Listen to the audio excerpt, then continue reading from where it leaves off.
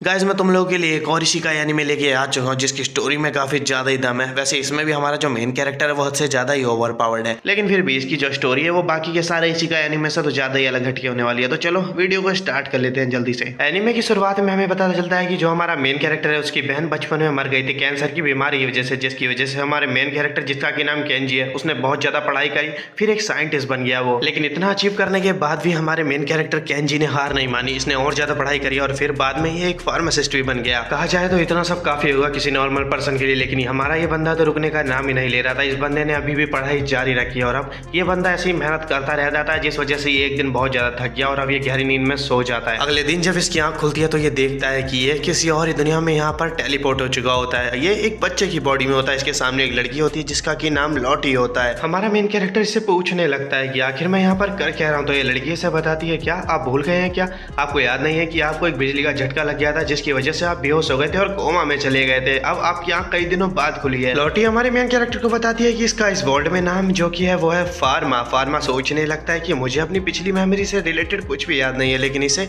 अपनी पुरानी लाइफ के बारे में याद होता है। इसे याद होता है कि ये सो गया था लास्ट टाइम और फिर ये वहां पर मर चुका था और अब यहाँ इसका दोबारा से रिकार्नेशन हो चुका है। फार्मा यहाँ पर अपनी बॉडी को बार बार छूने में लगा हुआ था। लॉटी इसे दिखाती है फिर मिरर में ये देखता है फार्मा की इसकी बॉडी तो पूरी तरह से चेंज हो चुकी होती है। यहाँ पर अभी एक बच्चा बन चुका होता है और ये देखता है कि इसके हाथ पे कोई टैटू सा होता है। फार्मा इस टैटू को देख के काफी हैरान होने लगता है, तो लॉटी बताती है कि ये मार्क एक प्रूफ है, ये मार्क प्रूफ है कि आप गॉड ऑफ मेडिसिन है। लॉटी अब फार्मा को दिखाने लगती है इसका मेंशन और बताने लगती है कि फार्मा के जो फैमिली वाले हैं वो किंग के लिए स्पेशली वर्क किया करते हैं और इनके खानदान में ज्यादातर लोग फार्मासिस्ट ही थे। लॉटी फार्मा को ये भी बताती है कि इस दुनिया में यहाँ पर मैजिक भी एग्जिस्ट करता है। फार्मा पूछता है क्या सच में मैं भी मैजिक यूज करता हूँ। लॉटी हैरान होते हुए बोलने लगती है आप कैसी बात कर रहे हैं, अगर आप मैजिक यूज नहीं कर सकते हैं तो आप यहाँ रह भी नहीं सकते हैं, ये लोग आपको परमिशन नहीं देंगे यहाँ रहने की। अब तो फार्मा भी घबरा जाता है। फार्मा पूछता है अच्छा ठीक है तो फिर ये तो बताओ कम से कम मैं आखिर किस तरह का मैजिक यूज कर सकता हूँ। लॉटी बोलती है मेरे ख्याल से आप वाटर मैजिक यूज कर सकते हैं। फार्मा पूछता है और उसे यूज करने के लिए क्या करना पड़ेगा। लॉटी बताती है कुछ नहीं, बस आपको उसके लिए कुछ मंत्र बोलने पड़ेंगे। फार्मा अपने रूम में आके सोचने लगता है आखिर किस तरह के स्पेल्स के बारे में वो बात कर रही थी। ये स्पेल्स के बारे में तो नहीं सोचता, ये वाटर के एटम्स के बारे में सोचने लगता है। ये वाटर के बारे में सोचता है और थोड़ी देर में वाटर अब इसके हाथ में आ भी जाता है। पर बात यहाँ पर पानी की नहीं है, बंदा पानी को देख के भी डर जाता है। ये पानी ले जाता है फिर अपने हाथ से और सारा का सारा पानी बाहर फेंक देता है जहाँ पे कि हमारी जो लॉटी है लॉटी पौधों में पानी डाल रही थी और सारा पानी तो अब यहाँ पर फार्मा पहले ही डाल चुका है। लॉटी भी काफी खुश होती है कि यहाँ पर जो हमारा फार्मा है वो मैजिक यूज कर सकता है। अब फार्मा यहाँ पर समझ चुका होता है कि इसे बस यहाँ पर मॉलिक्यूलर स्ट्रक्चर के बारे में सोचना है और फिर जिस तरह का मैजिक ये यूज करना चाहता है उस तरह का मैजिक ये यूज कर सकता है। लॉटी यहाँ पर काफी खुश हो रही होती है फार्मा को देख के और फिर ये यहाँ पर फार्मा को एक लाइब्रेरी में लेके आ जाती है। ये बताती है कि यहाँ पर इनकी पौराणिक लाइब्रेरी है। फार्मा यहाँ पर किताबें पढ़ने लग जाता है। कुछ फार्मा को पता चलता है कि यहाँ पर एक भी ऐसी किताब नहीं है जिसको कि फार्मा ने ना पढ़ा हो, मतलब फार्मा को यहाँ पर कोई भी ऐसी जानकारी नहीं मिलती है जिसके बारे में फार्मा ना जानता हो। फार्मा को अपनी पुरानी मेमोरी से रिलेटेड सब कुछ याद है। मतलब इसके बाद फार्मा अब डिनर करने आ चुका होता है अपनी फैमिली के पास। यहाँ पर इसके मदर एंड फादर होते हैं और इसकी एक छोटी बहन भी होती है। फार्मा के फादर फार्मा से बोलने लगते हैं फार्मा मैं बहुत खुश हूँ कि तुम इतनी जल्दी ठीक हो चुकी है। फार्मा इनसे बोलता है आपका शुक्रिया मेरी चिंता करने के लिए। अब ये फार्मा से पूछने लगते हैं फार्मा मुझे जो तुमसे मेरे को कुछ सवाल पूछने थे, याद है मैंने तुम्हें इसके आंसर पहले बताए थे, तो चलो अब मुझे फिर से इनकी जवाब दो। फार्मा की मदर बोलती है इसके डैड से रुकिए जरा सुनिए, तो अभी तो वो ठीक हुआ है, एक काम कीजिए अभी मत पूछिए। फार्मा लेकिन सारे जवाब दे देता है जो भी इसके फादर सवाल पूछते हैं। फार्मा के फादर काफी खुश होते हैं, बोलते हैं तुम्हें सबके आंसर याद है, बहुत बढ़िया। अब ये से बोलने लगते हैं तो फिर अब तुम ठीक हो गया तो एक काम करो अपनी ट्रेनिंग वापस चालू कर दो तुम। फार्मा सोचने लगता है आखिर किस तरह की ट्रेनिंग के बारे में बात कर रहे हैं, लेकिन फार्मा को तो पता ही नहीं है। यहाँ कर देता है ठीक है फिर मैं कल से ही चालू कर दूंगा। अगले दिन हम देखते हैं कि फार्मा ने अपनी मैथ की स्टडी को वापस चालू कर दिया और अब इसकी टीचर भी इसको पढ़ाने आ चुकी होती है जिनका की नाम है एलन। एलन इसे कहती है हे तुम आखिर ये कर क्या रहे हो, मैं तुमसे जो भी पूछ रही हूँ तुम उसका जवाब क्यों नहीं दे रहे हो, मैंने तो इनके आंसर तुम्हें पहले ही बता दिए थे और तुम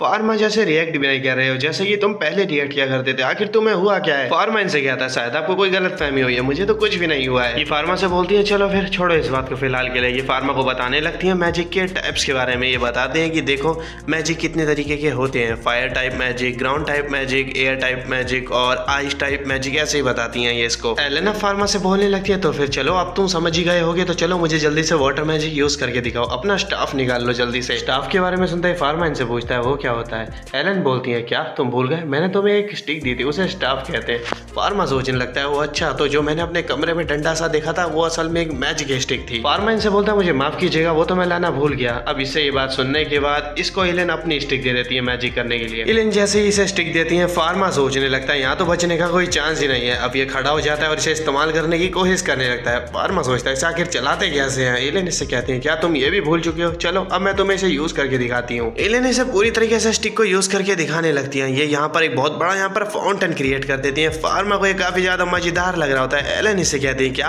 पहले तो कभी तुम्हें ये इतना ज्यादा मजेदार नहीं लगा, आज तुम्हें इतनी खुशी क्यों हो रही है, तुम सच में फार्मा ही हो ना। ये इससे बोलते हैं क्या छोड़ो इस बात को, चलो फिर से कोशिश करो अब तुम।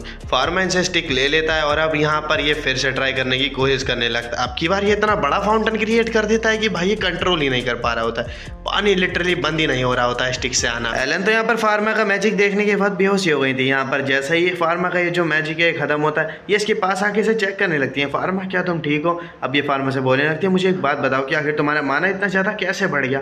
फार्मा बोलता है मुझे नहीं पता। तो अब ये खुद ही चेक करने लग जाती है। ये फार्मा को एक स्टिक पढ़ाती है और बोलती है इसमें अपना माना डालो और कॉन्सेंट्रेट करने की कोशिश करो। एलन की बात मानते हुए यहाँ पर फार्मा अपना माना डालने लगता है इसके अंदर। तो अब यहाँ पर ये स्टाफ ही टूट जाता है यहाँ पर इसके माना से। तो एलन फिर से डर जाती है। अब ये फार्मा का मार्क चेक करने लग जाती है तो इन्हें पता चलता है कि ये तो ग्लो कर रहा होता है। फार्मा इनसे बोलता है तो क्या हो गया अगर ये थोड़ा सा ग्लो कर रहा है तो? एलन इससे बोलती है देखो ये ग्लो कर रहा है, कोई मामूली बात नहीं है, गॉड ऑफ फार्मेसी का मार्क है, ये गॉड की तरफ से दिया गया है, तुम इसे मामूली बात मत समझो। इसके बाद एलन यहाँ पर फार्मा को और भी चीजें सिखाती है और अब आज की ट्रेनिंग खत्म होती है तो ये दोनों अब बैठ जाते हैं बेंच पे। यहाँ पर एलन अभी भी फार्मा से यही बात कर रही होती है कि तुम पहले से ज्यादा इंप्रूव हो चुके हो और बहुत ही ज्यादा इंप्रूव हो चुके हो। इसी वक्त फार्मा को यहाँ पर पता चलता है कि यहाँ पर यहाँ को अपनी उंगलियों को क्रॉस करके यहाँ पर एक मैजिक कर सकता है जिससे कि ये किसी की भी शरीर के अंदर की अनहोनी बीमारी का पता लगा सकता है। ये पता लगा लेता है कि एरन की उंगली में चोट लगी हुई है और इसकी आंख में भी दर्द हो रहा है। फार्मा एरन को बताने लगता है कि इसे पता है कि यहाँ पर एरन की उंगली में चोट लगी है और उसकी आंख में भी दर्द हो रहा है। तो एरन अब इससे डरने लग जाती है। एरन को डर लगने लगता है कि फार्मा को ये सब कैसे पता चला। आखिर फार्मा को ये बहुत ही अजीब समझ के अब यहाँ से डर के भाग जाती है। इसके बाद देखते हैं हम फार्मा जो कि अपने फादर के सामने खड़ा हुआ होता है। इसके फादर से बोलने लगते हैं हे फार्मा क्या तुम्हें पता है कि एरन की तबीयत खराब हो चुकी है, लगता नहीं वो कुछ दिन तुम्हें पढ़ाने आ पाएगी। एक काम करो तुम उसके लिए यहाँ से कुछ दवाइयाँ लेके चली जाओ ताकि जल्द से जल्द वो ठीक हो जाए। अपने फादर की बात मानते हुए फार्मा आ जाता है सीधा अब यहाँ पर एलन के यहाँ। एलन के घर पे आते ही इसे याद आने लगता है कि एलन तो इससे बहुत ज़्यादा डर गई थी पिछले दिन, आज पता नहीं वो कैसे रिएक्ट करेगी। एलन जैसे ही यहाँ पर फार्मा को देखने आती है ये तो पूरा एक नाइट का आर्मर पहन के आ जाती है। ये फार्मा से बोलती है कि प्लीज मुझे मारना मत। फार्मा इससे कहता है तुम्हें मुझसे डरने की कोई जरूरत नहीं है क्योंकि मैं ऐसा कुछ भी नहीं करने वाला हूँ। फार्मा से ये सुनने के बाद यहाँ पर एलन उतार देती है अपना मास्क। हम देखते हैं कि इसे बहुत तेज बुखार हो रहा है, इसके चेहरे से हम अंदाजा लगा सकते हैं। फार्मा एलन को दवाइयाँ देने लगता है। ये बोलता है कि ये मेरे डैड ने भेजी हैं और इसे तुम ठीक हो जाओगी, इसमें मैंने अपनी तरफ से भी कुछ ऐड ऑन करी है।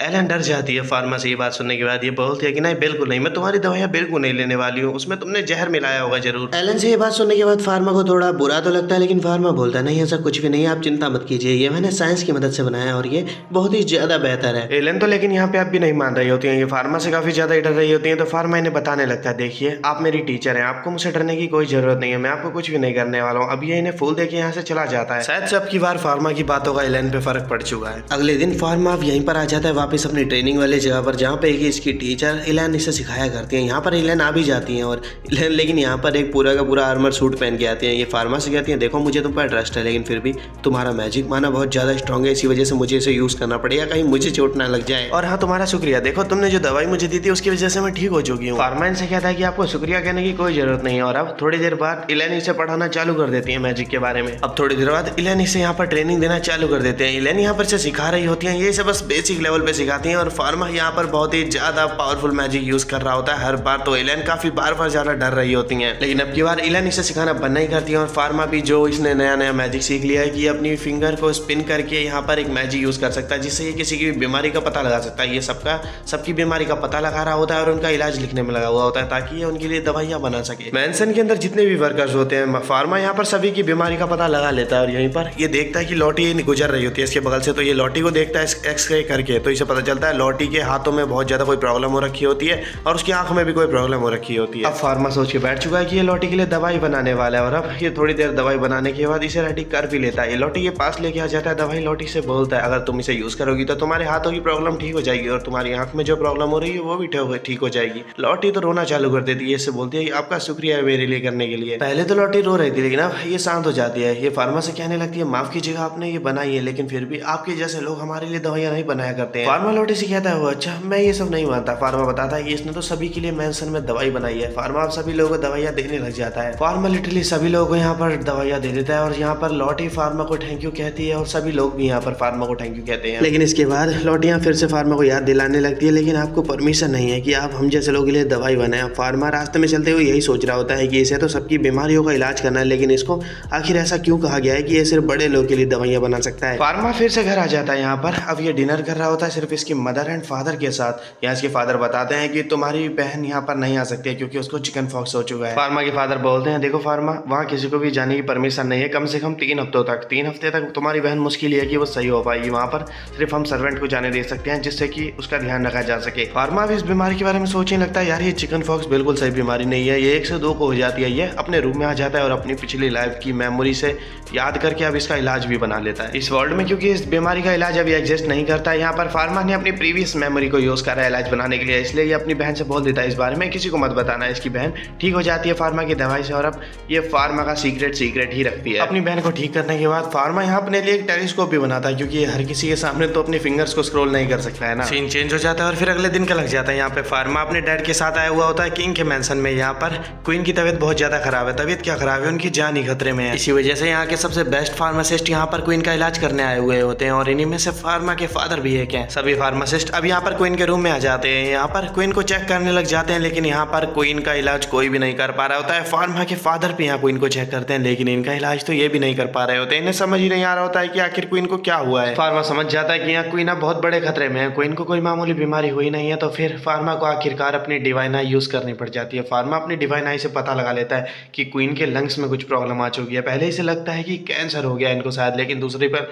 इसे समझ में आता है कि इन्हें ट्यूबरकुलोसिस है। अब फार्मा समझ जाता है कि क्यों आखिर कोई क्वीन का इलाज कर क्यों नहीं पा रहा है। क्वीन का इलाज कोई भी इसी वजह से नहीं कर पा रहा है क्योंकि यहाँ पर जो ट्यूबरकुलोसिस की बीमारी है इसके ऊपर दवाइयाँ बहुत ही कम असर करती हैं। इस बीमारी में ना ज्यादातर इंजेक्शन लगाए जाते हैं। वहीं दूसरी ओर देखा जाए तो यहाँ पर तो इंजेक्शन ही एग्जिस्ट नहीं करते हैं। इसी वजह से क्वीन को काफी दिक्कत हो रही होती है ठीक होने में और ये यहाँ पर मरने की हालत में होती हैं। जितने भी फार्मासिस्ट होते हैं सभी अपना हाथ खड़े कर देते हैं कि हम क्वीन को नहीं बचा सकते हैं। क्वीन के पास बस एक ही दिन बचा है। फार्मा यहाँ पर कंफ्यूज हो जाता है कि आखिर इतने सारे फार्मासिस्ट जब यहाँ पर कुछ नहीं कर पा रहे हैं तो आखिर इसे क्या करना चाहिए। इसी वक्त यहाँ पर दरवाजा खोल के कोई अंदर आ जाते हैं। कुछ बच्चे अंदर आते हैं जो कि क्वीन के ही बच्चे हैं। ये बच्चे अपनी मदर के पास आकर के इनसे बोलने लगते हैं मदर आप ऐसे हमें छोड़ के नहीं जा सकती हैं, आप मर नहीं सकती हैं। और यही सब देखने के बाद फार्मा अब अपने आप पे से कंट्रोल खो देता है। फार्मा सीधा क्वीन के पास जाता है और इनसे रिक्वेस्ट करने लगता है कि प्लीज आप मुझे अपना इलाज करने दीजिए। ये क्वीन से कहता है मेरे ख्याल से मैं एक ऐसी दवाई बना सकता हूँ जिससे कि आप ठीक हो सकती हैं। आसपास जितने भी फार्मासिस्ट होते हैं वो सारे फार्मा के यहाँ पर अगेंस्ट हो जाते हैं। फार्मा से कहने लगते हैं देखो क्वीन को परेशान करना बंद करो।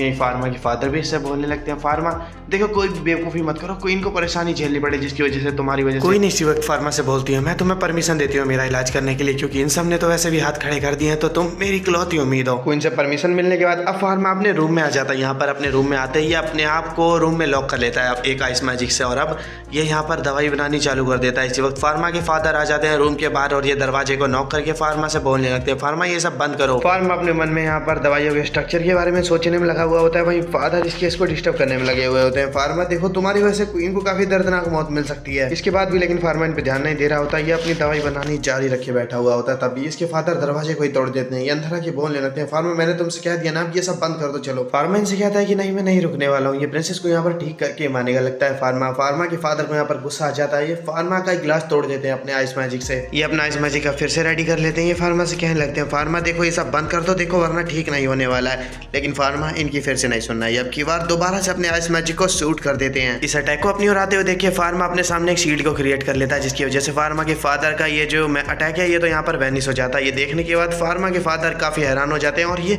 अब और भी ज्यादा हैरान रह जाते हैं जब फार्मा यहाँ पर इनके सामने और अपने बीच में एक बहुत बड़ी आइस वॉल क्रिएट कर देता है। ये फार्मा से बोलने लगता है आखिर तुम हो कौन। फार्मा का मैजिक इतना अच्छा नहीं था और अलग से तुम यहाँ पर ना चैंटिंग कर रहे हो ना ही कोई स्टिक यूज कर रहे हो। इन्हें फार्मा पे शक होने लगता है कि फार्मा इनकी औलाद नहीं है और ये अब फार्मा को एक बुक देके चले जाते हैं। ये बोलते हैं ये तुम्हारी हेल्प करेगी उस दवाई को बनाने में। फार्मा अब यहाँ पे समझ जाता है कि इसके फादर अब और ज्यादा यहाँ पर प्रॉब्लम क्रिएट नहीं करेंगे इसके रास्ते में। तो अब फार्मा ये जो आइस की ये जो वॉल क्रिएट करती थी इसको वैनिश कर देता है एक फायर अटैक से। तो इसके फादर यहाँ फिर हैरान रह जाते हैं, सोचने लगते हैं फार्मा तो यहाँ पर बस वाटर मैजिक यूज कर सकता था ना, अब ये इसने कहाँ से सीख लिया भला फायर अटैक। इसके बाद फार्मा फार्मा अपनी दवाई रेडी कर लेता है और प्रिंसेस के पास आ जाता है अपनी दवाई को लेकर के। सभी लोग यहाँ पर फार्मा को ही देख रहे होते हैं। बस फार्मा प्रिंसेस को दवाई देने से पहले इन्हें बताता है कि प्रिंसेस को जो बीमारी हुई है वो इन्फेक्शन की वजह से हुई है। ये प्रिंसेस को अपनी तरफ से बनाया हुआ एक डिवाइस दिखाता है जिसके अंदर प्रिंसेस का ब्लड सैंपल होता है, जिसके के अंदर प्रिंसेस साफ बैक्टीरिया को देख सकती है। फार्मा इनसे बोलता है देखिए ये बैक्टीरिया एकदम से नहीं खत्म होने वाले, इन्हें खत्म होने में काफी ज्यादा समय लगेगा, इसीलिए हो सकता है कि ये दवाई आपको 1 से 1.5 साल तक भी लेनी पड़ जाए। प्रिंसेस अब जब पहली बार अपने ब्लड सैंपल को देखती है ये पूछने लगती है फार्मा से आखिर ये है क्या। फार्मा बताता है देखिए ये बैक्टीरिया, इन्हें बैक्टीरिया कहते हैं, ये इन्फेक्शन की वजह से हो जाते हैं और ज्यादा बढ़ने के बाद ये बीमारी फैला देते हैं। क्वीन को सारी जानकारियां दे देने के बाद अब फार्मा यहाँ पर 2 गिलास तैयार करता है दवाई के, एक क्वीन को देता है और एक खुद लेता है। ये क्वीन से कहता है कि इस दवाई पे ना कि आपकी किस्मत टिकी हुई है, यहाँ मेरी भी किस्मत टिकी हुई है, दोनों अब दवाई को पी लेते हैं। क्वीन दवाई पीते हैं, यहाँ पर क्वीन को काफी हद तक आराम पड़ जाता है जिसकी वजह से सभी लोग अब फार्मा की तारीफ करने लगते हैं। क्वीन ठीक हो जाती है और फिर फार्मा वापस आ जाता है अपने डैड के साथ अपने मेंशन में। यहाँ पर फार्मा बता देता है अपने डैड को कि कैसे इसने दवाई बनाई क्वीन की। फार्मा के फादर इससे कहते हैं वैसे तुमने एक ड्रग बना दिया, तुम्हें पता है ना ये बात। ये फार्मा से पूछने लगते हैं तुम तो एक ड्रग भी क्रिएट कर सकते हो, तुम्हें पता ही होगा बड़े बड़े फार्मासिस्ट भी इसे आसानी से क्रिएट नहीं कर सकते हैं। ये फार्मा से बोलते हैं अगर तुम ड्रग क्रिएट ही कर सकते हो तो एक काम करो ना, तुम ड्रग्स क्रिएट करो और मार्केट में सेल करो, इससे तुम काफी पैसा कमा सकते हो। फार्मा इनसे बोलता है नहीं मैं ऐसा नहीं करने वाला हूँ, फार्मा इस दवाई का फॉर्मूला सब लोगों को बताने वाला है ताकि सब लोगों का इलाज किया जा सके। इसके फादर इसे बोलते हैं अच्छा ठीक है कम से कम ये तो बताओ कि आखिर तुम्हें इतनी सारी जानकारी मिल कहाँ से गई। फार्मा बोलता है काफी सारी रिसर्च करने के बाद। फार्मा के फादर यहाँ पे ये सोच के भी हैरान थे आखिर फार्मा को क्वीन की बीमारी के बारे में पता कैसे चल गया, लेकिन फार्मा ये बात अपने तक ही रखता है कि इसके पास डिवाइन आई है और ये बस अपने फिंगर को क्रॉस करके किसी भी बीमारी का पता लगा सकता है किसी के भी शरीर की। फार्मा की सभी बातों को ध्यान से सुनने के बाद अब इसके फादर 100% श्योर हो चुके हैं कि फार्मा इनका बेटा नहीं है, क्योंकि फार्मा ने बहुत बड़ा रिस्क लिया था प्रिंसेस के साथ, क्वीन के साथ। लेकिन यहाँ पे अगर इनका जो रियल बेटा होता वो इतना बड़ा रिस्क ले ही नहीं सकता था, चांस ही नहीं थे। सीन चेंज हो जाता है, अब फार्मा क्वीन के पास आया हुआ होता है इनका चेकअप करने के लिए, देखने आया हुआ होता है कि इनकी क्वीन की आखिर अब कंडीशन कैसी है। इसी वक्त सामने मिल जाता है क्वीन का बेटा फार्मा को। ये फार्मा को थैंक यू बोलता है और बोलता है कि मैं तुम्हारी कोई भी विश पूरी कर सकता हूँ, आखिर तुम्हारी क्या इच्छा है। फार्मा साफ मना कर देता है, लेकिन इसे ये पूछने लगता है अच्छा मुझे ये तो बता दे जाओ आखिर तुम्हारा इंटरेस्ट किस चीज में है।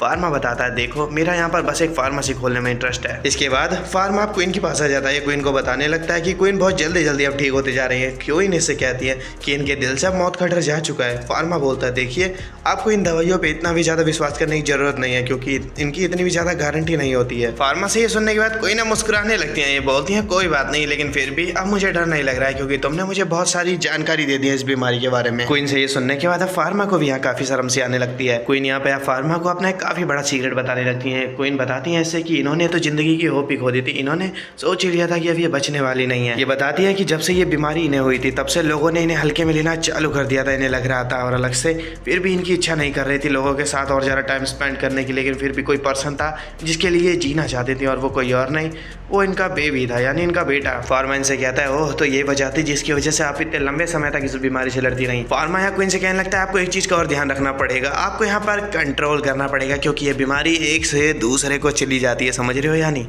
तो अब यहाँ पे क्वीन काफ़ी जोश में फार्मा से कहती है तुम टेंशन मत लो, मैं अब इस बीमारी से लड़ने वाली हूँ। सीन चेंज हो जाता है, अगले सीन में हम देखते हैं कि फार्मा अपने फादर के साथ आया हुआ होता है रॉयल कैपिटल में। यहाँ पर काफ़ी अजीब ही कपड़े पहन रखे होते हैं, फार्मा ने काफ़ी रॉयल कपड़े पहन रखे होते हैं और उसके फादर ने भी। क्वीन अपने थ्रोन के सामने खड़ी होकर इन दोनों का इंतजार कर रही होती है, तभी यहाँ पर फार्मा के फादर जाते हैं सबसे पहले क्वीन के सामने और क्वीन यहाँ पर इनको इज्जत सी देने लगती हैं। फार्मा के फादर के बाद नंबर आता है यहाँ पर फार्मा का। फार्मा को भी क्वीन ऐसे रिस्पेक्ट देती है जैसे कि इन्होंने इसके फादर को दी है और अब ये फार्मा की टी शर्ट पे एक बैच लगा देती हैं और इससे बोलने लगती हैं आज से तुम एक फार्मासिस्ट हो और तुम्हें ये बैच दिया जाता है कि तुम कहीं भी अब अपनी खुद की एक फार्मेसी ओपन कर सकते हो इस शहर में। फाइनली फार्मा का सपना यहाँ पर पूरा हो जाता है और फार्मा काफी खुश हो रहा होता है यहाँ पर। अब ये क्वीन को इसके लिए थैंक यू भी बोलता है। इसके बाद फार्मा यहाँ पर अपनी अकाउंटेंट से लेकर यहाँ पर कारपेंटर तक की टीम बना लेता है जिसके साथ ये मिलकर के यहाँ पर फार्मेसी ओपन करने वाला है। सभी लोग बड़े जोश के साथ बोलने लगते हैं हम अपने काम के लिए अपना बेस्ट देने वाले हैं, लेकिन यहीं पर ये पूछने लगते हैं फार्मा से कि आखिर हमारी कंपनी का नाम क्या होने वाला है। फार्मा बोलता है इस बारे में तो मैंने सोचा ही नहीं। अब सब लोग यहाँ पर कहने लगते हैं क्या अभी तक इस बारे में सोचा ही नहीं।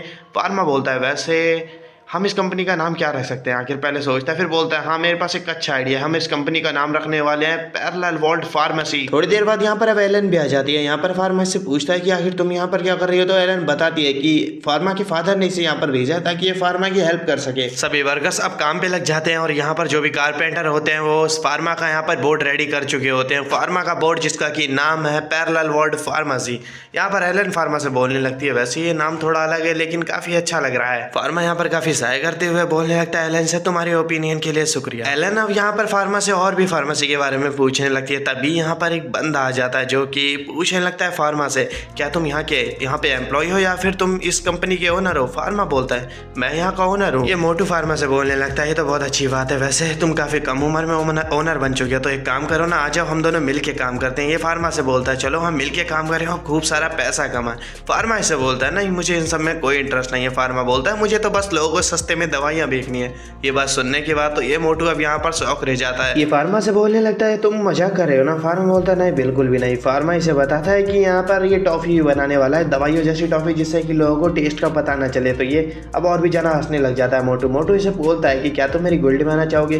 फार्मा लेकिन यहाँ से मना कर देता है। तो ये मोटू अब यहाँ फार्मा को थोड़ा फोर्स करने लगता है। तभी एलन को गुस्सा आ जाता है। एलन इससे बोलने लगती है, देखो अब मेरा दिमाग खराब हो रहा है, यहाँ से जा रहे हो या फिर मैं तुम्हें भगा दूँ, जल्दी जाओ वरना मुझे बहुत ज़्यादा गुस्सा आ जाएगा और फिर तुम्हारे लिए ठीक नहीं होने वाला है। मोटू यहाँ एलन से डर जाता है और फिर चला जाता है यहाँ से। अब फार्मा अपने ऑफिस में वापस आ चुका होता है। यहाँ पर इसी वक्त यहाँ लॉटी भी आ जाती है। लॉटी फार्मा से बोलने लगती है, मैं भी फार्मा की हेल्प करने वाली हूँ। ये बताती है कि ये काफ़ी अच्छे से कर लेती है सारे काम। फार्मा सोच रहा होता है, क्या ये सच में मेरी हेल्प कर भी पाएगी कोई? लॉटी यहाँ पर अकाउंटेंट का काम मांग रही होती है और यहीं पर फार्मा सोच रहा होता है कि हमें कोई और ही रख लेना चाहिए, लेकिन लॉटी तो मान ही नहीं रही होती है। तो फिर फार्मा को अब माननी पड़ जाती है इसकी बात। लेकिन इसके बाद भी फार्मा के मन की बात, हमें कोई और ही रख लेना चाहिए। सभी कामों को खत्म करने के बाद फार्मा अब अपने घर पे आ जाता है। ये जैसे ही घर पे आता है, ये देखता है कि यहाँ पे इसके घर पे जितने भी वर्कर्स काम करते हैं आज सबके सब रोने में लगे पड़े हैं। फार्मा सभी से पूछता है कि आखिर हुआ क्या, सब लोग रो क्यों रहे हो ऐसे आखिर? लॉटी बताते हैं कि आज फ्रॉस्टबोर्न रिटायर हो रहे हैं। फार्मा सोचने लगता है, अच्छा वही जो कि बिजनेसेस संभाला करते हैं मेरे फादर के। ये बोलता है, लेकिन अभी तो इनकी उम्र ही नहीं हुई है, ये अभी से क्यों रिटायर हो रहे हैं? फ्रॉस्टबोर्न बताते हैं, मुझे नहीं पता, लेकिन अगर बॉस यही चाहते हैं तो मुझे इस रिटायरमेंट से कोई प्रॉब्लम नहीं है। लेकिन फार्मा जानता है कि ये दुखी है ये बंदा अंदर से। फार्मा अब अपने फादर के पास आ जाता है। ये पूछने लगता है, आपने अपने मैनेजर को निकाल दिया है तो क्या मैं उसे अपनी टीम में ले सकता हूँ? ये अपने फादर से पूछता है। इसके फादर बोलते हैं, नहीं रहने दो, मैंने उसे डिसमिस कर दिया है। फार्मा जानता है कि वो मैनेजर काफी अच्छा पर्सन है। फार्मा समझ जाता है कि इसके फादर ने उसकी भलाई के लिए ये सब करा है। अब फार्मा के फादर यहाँ पर फार्मा को एक ट्रेजर बॉक्स देते हैं। ये बोलते हैं कि ये लो, ये सारे पैसे इस्तेमाल करो अपने बिजनेस के लिए। ये फार्मा से कहते हैं कि अपनी फार्मेसी को बहुत अच्छे से चलाना और ये सारे पैसे उसमें इस्तेमाल करना। फार्मा अब अपनी फार्मेसी में वापस आ चुका होता है। फार्मा को लिटरली 1 हफ्ता हो चुका है फार्मेसी ओपन करे हुए, लेकिन यहाँ पर एक भी कस्टमर नहीं आ रहा है। फार्मा का यहाँ पर पूरा कॉन्फिडेंस लेवल डाउन होता जा रहा है कि आखिर ये चल क्या रहा है, क्या मैं कर भी पाऊंगा ये काम या फिर नहीं? एलन फार्मा से बोलती है, आप सही कह रहे हैं, काफी टाइम हो चुका है, आखिर प्रॉब्लम क्या है यहाँ के लोगों की? हमने ये फार्मेसी ओपन करी है लोगों को सस्ते में दवाई बेचने के लिए, लेकिन यहाँ तो कोई कस्टमर आ ही नहीं रहा है। फार्मा ने लॉटी को रिपोर्ट बनाने भेजा हुआ था कि आखिर कस्टमर आ क्यों नहीं रहे हैं दुकान पे। फार्मा की रिपोर्ट आखिरकार रेडी हो जाती है और लॉटी लेके आ जाती है। लॉटी बताती है कि आखिर क्यों कस्टमर नहीं आ रहे हैं दुकान पे, इसके 5 रीजन है। और लॉटी एक एक करके सारे रीजन बताने लगती है। पहला रीजन, बाहर जो सिंबल लगा हुआ है वो क्वीन का सिंबल लगा हुआ है, यानी यहाँ पे सिर्फ रॉयल लोग आ सकते हैं। लोगों को लग रहा है दवाई लेने के लिए और बाहर बहुत ही ज्यादा भड़कीले गार्ड्स खड़े हुए हैं जिन्हें देख करके लोग डर रहे हैं। रीजन नंबर 3, लोगों को लग रहा है कि हमारी दवाइयाँ बहुत ज्यादा महंगी हैं क्योंकि ये दवाइयाँ बहुत ही ज्यादा मतलब सुंदर ग्लासेस में बंद है। और चौथा रीजन, लोगों को लग रहा है कि ये दुकान अलग से अंदर जाना इनके लिए सेफ नहीं है, मिडिल क्लास लोगों के लिए, क्योंकि ये दुकान में कुछ ज्यादा ही सफाई हो रखी है। और लास्ट रीजन, ये सभी लोग बच्चे पे विश्वास नहीं करते हैं। लोग कैसे मान ले कि 11 साल का बच्चा एक फार्मासिस्ट हो सकता है और ये सारी दवाइयाँ वो बच्चा बना रहा है। सभी शर्तों को सुनने के बाद फार्मा यहाँ पर परेशान हो जाता है और इसी वक्त यहाँ पर फार्मा को मिल जाता है इसका फर्स्ट कस्टमर, जो कि लेने आए हैं कैंडी। यहाँ पर ये ओल्ड पर्सन ये फार्मा की शॉप की कैंडी खाते हैं जो कि गले के लिए भी बहुत अच्छी है। ये फार्मा से बोलते हैं, इसका टेस्ट काफी अच्छा है, मैं तुम्हारा कस्टमर दोबारा बनूंगा और मैं फिर से यहाँ पर आने वाला हूँ। फार्मा को लग रहा था कि यार ये कस्टमर भी मजाक कर रहा है, एक ही मिला है वो भी मजाक कर रहा है। लेकिन अगले दिन ये ओल्ड पर्सन फिर आते हैं और फिर से यही कैंडी खाते हैं यहाँ से फार्मा की दुकान से। फार्मा का ये जो सिंगल कस्टमर है अब कैंडी खाने के बाद दुकान से बाहर आ जाता है। यहाँ पर ये जैसे ही बाहर आता है कुछ लोग इसे पकड़ लेते हैं। फार्मा जब अपनी शॉप से बाहर आया था तब इसने देख लिया था कि कुछ लोगों ने इस ओल्ड पर्सन को पकड़ लिया और ये इससे कुछ कहने में लगे पड़े हैं।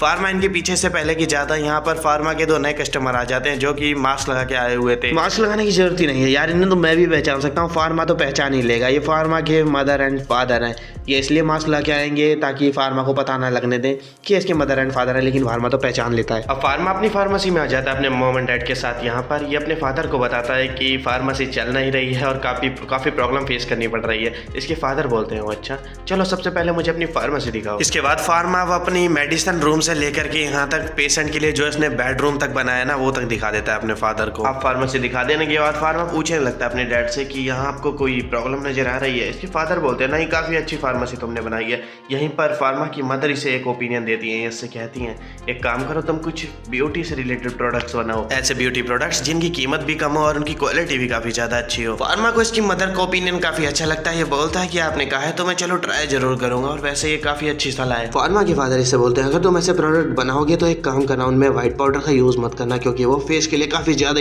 हानिकारक है और लग से उससे स्किन कैंसर भी हो जाता है। फार्मा यहाँ पर अपने फादर की नॉलेज को देख करके काफी हैरान हो रहा होता है, क्योंकि ये वर्ल्ड पहले ही काफी ज्यादा पीछे है इसकी पुरानी मेमोरी के मुकाबले, लेकिन इसके फादर को अब भी इतना सब कुछ पता है, तो काफी हैरानी तो हो रही है फार्मा को। फार्मा अपने फादर से बोलता है कि ठीक है, मैं आपकी बात को समझ गया हूँ, मैं ऐसे प्रोडक्ट बनाने वाला हूँ जिससे कि स्किन पे कोई इफेक्ट नहीं पड़ेगा और इनके दाम भी कम होंगे। सीन भी ऐसे चेंज हो जाता है। फार्मा यहाँ पर अकेले बैठा हुआ होता है, तभी इसके पास एक बंदा आता है जो कि बोलने लगता है अगर यहाँ पर कोई फार्मासिस्ट है तो प्लीज मेरे साथ चलिए, एक लड़की की जान खतरे में है। इस बंदे की बात मानते हुए फार्मा भी इसके साथ जल्दी से जाने लग जाता है। फार्मा जैसे ही यहाँ इस जगह पे पहुंचता है तो फार्मा देखता है कि एक लड़की की तबीयत बहुत ज्यादा खराब हो रखी होती है।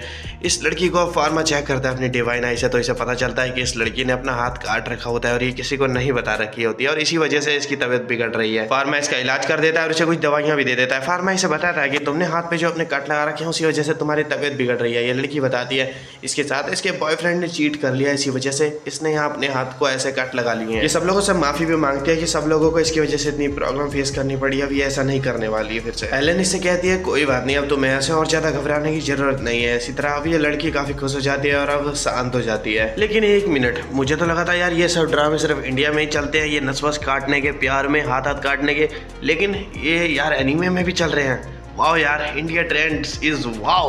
और आज ही हाथ काटूंगा अपने प्यार में, हाथ क्या सीन चेंज हो जाता है। अब कुछ दिन और बीत चुके होते हैं। फार्मा के पास यहाँ पर अब ये लड़की वापस आती है जिसका कि फार्मा ने कुछ दिनों पहले इलाज किया था। अब ये अपने फ्रेंड के साथ यहाँ पर आती है और फार्मा इस टाइम तक ब्यूटी प्रोडक्ट्स रेडी कर चुका होता है। ये इस लेडी को डेमो के लिए दे देता है। वहीं लॉटी भी यहाँ पर कुछ फ्री प्रोडक्ट्स मार्केट में फ्री में लोग लेडीज को बांटना चालू कर देती है, जिसकी वजह से काफी कस्टमर्स यहाँ पर अट्रैक्ट हो जाते हैं और लोगों को इनके प्रोडक्ट्स काफी पसंद आते हैं, क्योंकि ये सस्ते भी और काफी अच्छे भी हैं। थोड़े टाइम में ही फार्मा क्या फार्मेसी चल पड़ती है। ब्यूटी प्रोडक्ट्स को देखते हुए यहाँ पर फार्मा यहाँ पर एक नई ब्रांच ऑफिस अपना रेडी कर लेता है, जो कि हर्बल केयर के लिए होता है। फार्मा की ये न्यू ब्रांच चलाने वाली है नई यहाँ पर नई फार्मासिस्ट लेडीज, जिन पे फार्मा काफी ज्यादा ट्रस्ट कर सकता है। अपने बनाए हुए प्रोडक्ट्स को फार्मा खुद भी यूज करता है, और अब यहाँ पर फार्मा ने एक नया प्रोडक्ट बनाया है जो कि फेस मास्क है। अपना फेस मास्क फार्मा यहाँ पर खुद ट्राई कर रहा होता है। फार्मा को ये काफी ज्यादा अजीब लग रहा होता है, और क्योंकि पहली बार इसने फेस मास्क लगाया है ना। इसके बाद फार्मा सीधा क्वीन के पास जाता है अपने बनाए हुए प्रोडक्ट्स लेके। क्वीन यहाँ पर सबसे पहले फार्मा का बनाया हुआ लिप बाम यूज करती है। ये जैसे यूज करती है इनके होठ काफी ज्यादा सुंदर लगने लगते हैं, जिनकी वजह से क्वीन को ये प्रोडक्ट काफी पसंद आता है। इसके बाद फार्मा और भी प्रोडक्ट्स के बारे में बताने लगता है क्वीन को। क्वीन तभी इससे कहती है फार्मा तुम्हें एक काम करना होगा, तुम्हें अपने प्रोडक्ट्स के दाम इतने भी कम नहीं करने होंगे, तुम इनके दाम थोड़े से बढ़ा दो। ये फार्मा को बताती है अगर ये दाम नहीं बढ़ाता है तो ये मार्केट को डोमिनेट कर देगा, जिसकी वजह से काफी सारे ये जो लोग हैं बिजनेसमैन ये सारे सड़क पे आ जाएंगे। क्वीन से ये बात सुनने के बाद तो यहाँ पर फार्मा भी सोच में पड़ जाता है। वैसे क्वीन बात सही कह रही है, खुद ही सोचो ना, क्योंकि फार्मा इतने सस्ते में बेच रहा है और बाकी सब लोग अगर थोड़े भी महंगे में बेचेंगे तो आखिर कौन ही खरीदेगा उनसे सामान। क्वीन के बाद सीधा फार्मा अपने डैड के पास आ जाता है। फार्मा के डैड यहाँ पर लेकिन अपनी अलग ही किसी प्रॉब्लम में फंसे हुए होते हैं। फार्मा के डैड को यहाँ पर क्वीन की तरफ से ना एक जमीन एक बंदरगाह के पास इनाम में मिली थी। क्वीन ने ये जगह फार्मा के फादर को बस इस वजह से दी थी क्योंकि यहाँ पर मेडिसिन बनाना काफी ज्यादा आसान है। यहाँ पर काफी सारे खेत हैं, जिसकी वजह से इनको इंग्रेडिएंट्स मिल जाते हैं बहुत आसानी से, और यहाँ पर ट्रांसपोर्ट का काम भी काफी ज्यादा होता है। लेकिन हाल ही में यहाँ पर एक और कंपनी आ चुकी है जो कि हमारी इंडिया की तरफ से है, जो कि साउथ इंडिया की तरफ से एक कंपनी है जो कि इन्हें बर्बाद करने में लगी पड़ी है, इनका धंधा खाने में लगी पड़ी है। फार्मा के फादर सोचने लगते हैं चलो छोड़ो, हमें लोगों को सस्ते में अगर दवाई बेचनी है तो हमें थोड़ा नुकसान तो झेलना ही पड़ेगा। अभी फार्मा से बोलते हैं फार्मा जाओ जाके बाहर खेलो, यहाँ इन सब में मत फंसो। तो फार्मा यहाँ पर हैरान रह जाता है, ये सोचने लगता है ये तो मेरे साथ बच्चे जैसा ट्रीट कर रहे हैं, काफी ज्यादा शर्मा रहा होता है फार्मा यहाँ पर। लेकिन तब भी फार्मा को याद आता है अरे हाँ ये तो बच्चा ही है। अब फार्मा बीच पे आ जाता है, यहाँ पे इसकी छोटी बहन और लॉटी यहाँ पर सैंड कैसल बनाने में लगे हुए थे और यहीं पर सो रही थी बगल में एलन। फार्मा की छोटी बहन यहाँ पर पानी में जाने की जिद करने लगती है। यहीं पर फार्मा बोलता है नहीं डैड ने वहाँ जाने से मना करा है। लॉटी भी बोलने लगती है मुझे भी जाना है। दोनों ही अब जिद करने लगते हैं तो फार्मा इनसे परेशान हो जाता है और अब फार्मा इन्हें नहीं रोक पाता है जाने से। इन सब के शोर शराबे की वजह से एलन भी उठ जाती है। एलन अब स्नैक्स रेडी करने लग जाती है। फार्मा की छोटी बहन यहाँ पर फार्मा से भी बोलने लगती है कि क्या ये इसके साथ नहीं जाएगा। फार्मा इससे बोलता है नहीं ये नहीं जाने वाला है। तभी फार्मा को इससे ये सुनने के बाद अपनी पिछली लाइफ में जो इसकी छोटी बहन थी उसकी याद आने लग जाती है। लॉटी और फार्मा की बहन को पानी में देखने के बाद यहाँ पर एलन का भी मन करता है स्विमिंग करने का और अब ये भी पानी में चली जाती है स्विमिंग करने के लिए। एलन के जाते ही फार्मा यहाँ पर रोना चालू कर देता है। इसको याद आ जाता है कि इसकी पिछली लाइफ में जो इसकी छोटी बहन हुआ करती थी वो इससे जीत गया करते थे, ये इसे इसके साथ पानी में जाकर के खेलना है, समुद्र में जाकर के, लेकिन वो कुछ ज़्यादा ही छोटी थी। इसलिए फार्मा उससे बोलता है कि 5 साल की जब तुम हो जाओगी तब हम दोनों साथ में स्विमिंग करेंगे। लेकिन तभी इसकी बहन को बीमारी हो गई और वो मर गई। उस बीमारी की वजह से वो कभी 5 साल की हो ही नहीं पाई और बस इसी बारे में सोच के यहाँ पर फार्मा बहुत ज़्यादा रो रहा होता है। तभी इसकी प्रीवियस लाइफ में जो अभी इसकी बहन है इसकी आवाज़ आने लगती है फार्मा को बहुत जोर जोर से। फार्मा जैसे ही उस तरफ देखता है जहाँ से आवाज़ आ रही होती है तो इसे पता चलता है इसकी बहन डूब रही होती है। फार्मा काफ़ी ज़्यादा यहाँ पर अब डर जाता है। इसे डर लगने लगता है कि कहीं ये अपनी इस लाइफ में भी अपनी छोटी बहन को तो नहीं खो देगा। फार्मा एक पल भी ना गवाते हुए जल्दी से तैरते हुए वहाँ पर जाने लगता है जहाँ इसकी बहन डूब रही होती है। ये जैसे ही वहाँ पर पहुँचने वाला होता है इसकी बहन यहाँ पर काफ़ी तेजी से समंदर के अंदर जाने लग जाती है। फार्मा यहाँ अपनी बहन को नहीं बचा पा रहा होता है तो फार्मा काफ़ी ज़्यादा डर जाता है और बहुत तेजी से चिल्लाता है और तभी यहाँ पर होता है एक बहुत बड़ा धमाका। यहाँ पूरा एरिया रोशनी से भर जाता है और तभी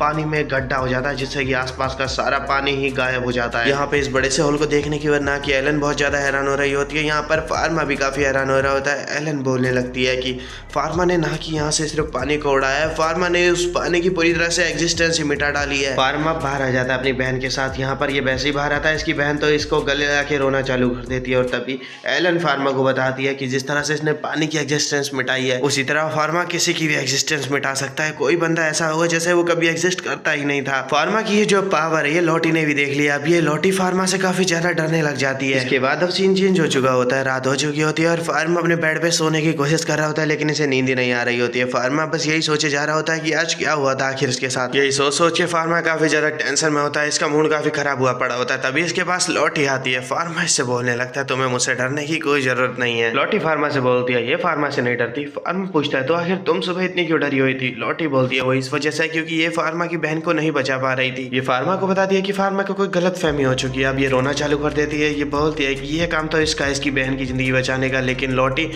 यहाँ पर कुछ भी नहीं कर पाई और फार्मा ने बचाया यहाँ अपनी बहन को। फार्मा से ये बात सुनने के बाद थोड़ा शौक में आ जाता है। फार्मा ऐसे बोलता है कोई बात नहीं, इसमें तुम्हारी कोई भी गलती नहीं है क्योंकि तुम्हें तो वैसे भी स्विमिंग नहीं आती है। अभी फार्मा से ये बात सुनने के बाद लॉटी फिर से रोना चालू कर देती है और इसे शुक्रिया बोलती है। गाइस चलो फिलहाल के लिए इस एनीमे को यहीं तक रख लेते हैं क्योंकि इसके 2 पार्ट बनाने पड़ेंगे। एक एपिसोड में ये कवर नहीं होने वाला। पहले मैंने सोचा था 45 मिनट में हो जाएगा लेकिन नहीं होने वाला है। अभी इसके आधे एपिसोड भी लिटरली कवर नहीं हुए। तो चलो मिलेंगे अब इसके दूसरे पार्ट में। तुम अच्छे खासे लाइक और कमेंट कर देना, उतनी जल्दी आ जाएगा नेक्स्ट पार्ट। तो चलो फिर मिलते हैं किसी और एनीमे में, तब तक के लिए बाय गाइस।